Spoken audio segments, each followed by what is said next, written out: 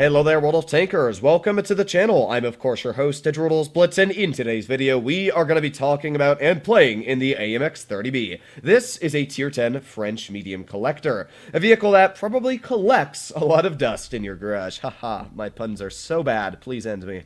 Either way, this is a legendary camouflage that is coming to the vehicle in a future update of the game. I'm not exactly sure which update, probably either the next one or the one after it.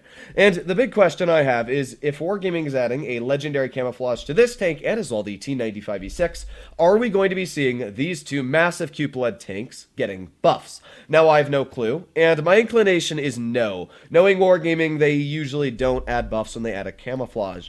But the AMX 30B is one of those tanks that really does kind of need a buff to boost it along. I don't think it's a bad tank. It performs okay in Blitzstar's 90-day statistics, but that's also because players that don't do well in this vehicle probably don't play it. Personally, I love the attributes of the tank. It's faster than basically any other tier 10 medium, going 65 kilometers per hour forward and 23 in reverse, with a power to weight ratio of 23.8. Now, to put in comparison of how freaking ridiculously fast that is, the Vickers Light has a power to weight of 27, same top speed, same reverse speed, and literally only 2 worse on the average speed because of the terrain resistance. So yeah, the 30B is basically just as fast as tier 10 light tanks on top speed, maneuverability, everything you got there. Another thing about the 30B is the fact that its turret actually has some very good armor.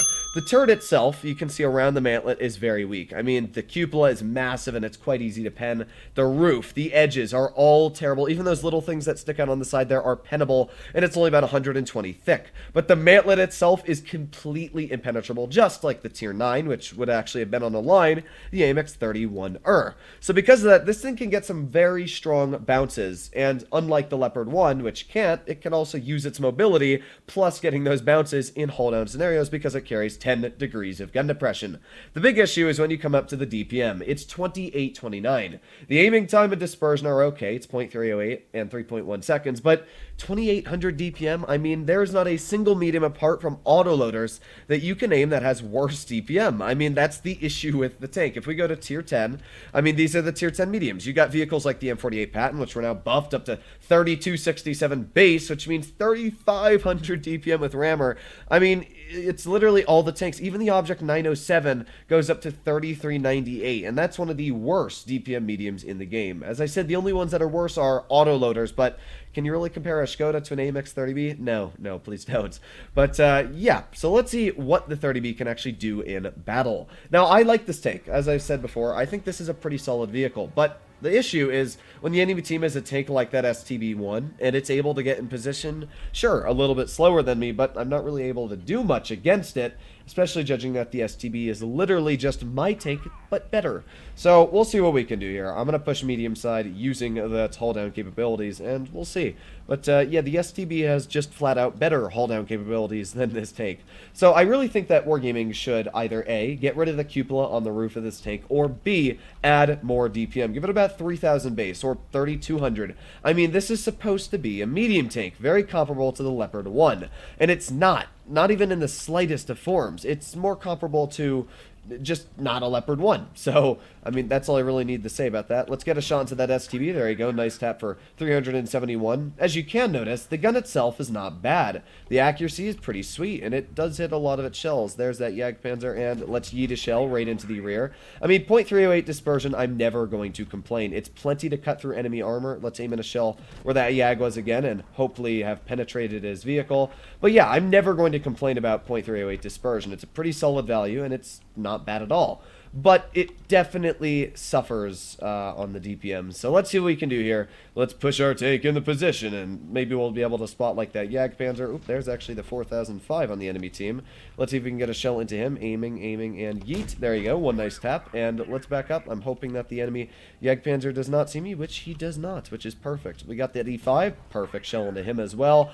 But in the process, my team has managed to bleed almost all of their hit points, which is just great. Oh boy, that was not a great shot there. Let's see if we can spot that Jagdpanzer. There we are, spotting the Jag. Good job, and let's get a shell into him.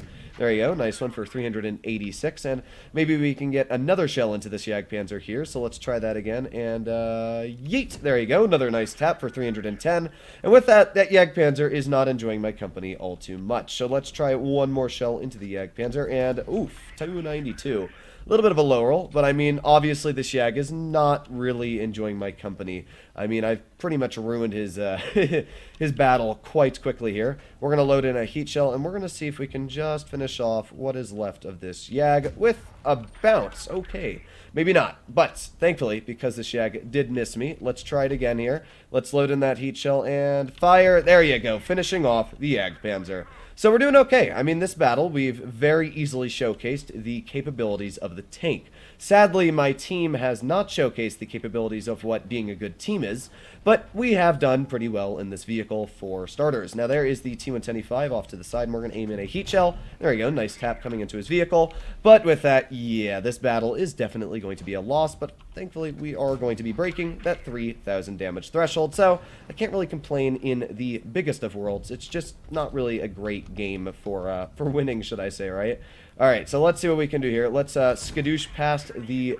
Yo, we did lose quite a bit of health there. But the good news is that I know the E5 has terrible, terrible DPM, so... Oh, but the STB1 does not, because, you know, that player was able to get away with like 100 health since the beginning of the game.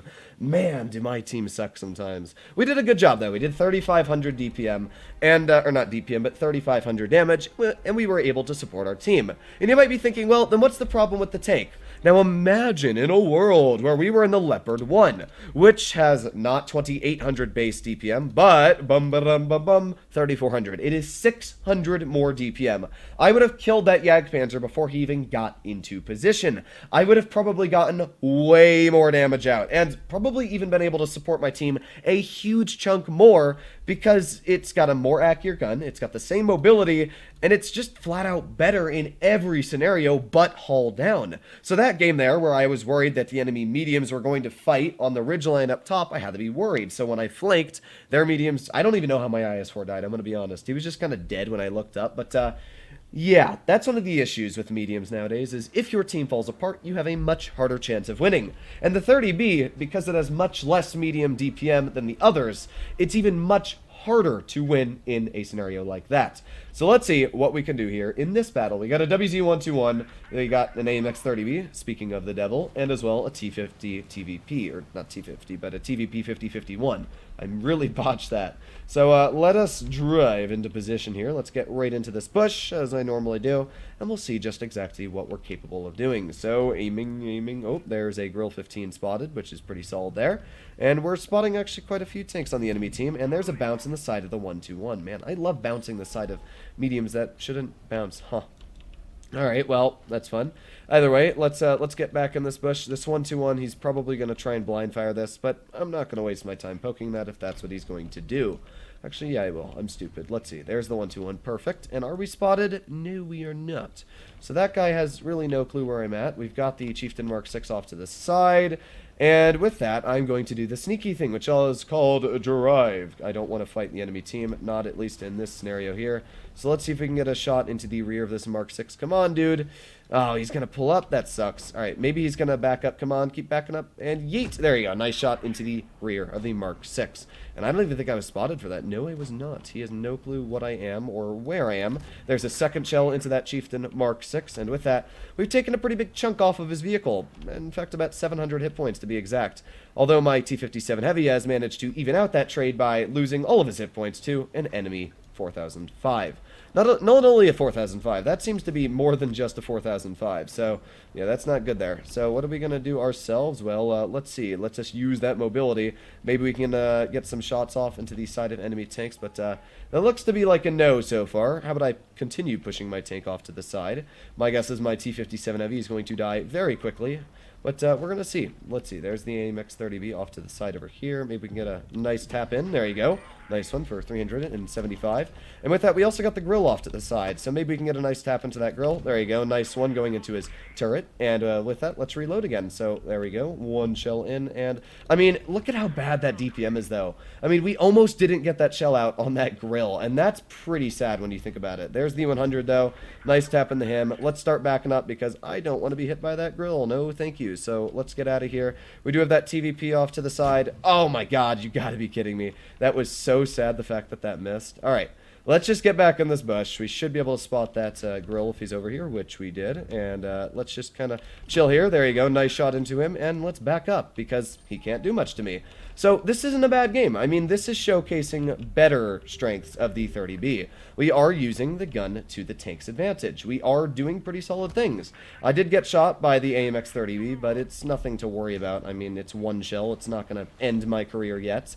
But I do need to be worried about big alpha tanks like the enemy E100 or things that will ruin my game in one shot. So let's see. There is the grill, and let's see if we can snap a shell into his hull. And yeet. Oh, that sucks. That 30B really has a hard-on for me, I should say. So let's see what we can do here. Let's see if we can maybe snap a shell into the grill, or let's tap a shell into you. Alright, here's what I'm going to do. We are going to do this. We are going to rush the AMX 30B because he's being a boob. So there you go. One nice shot into him. Perfect.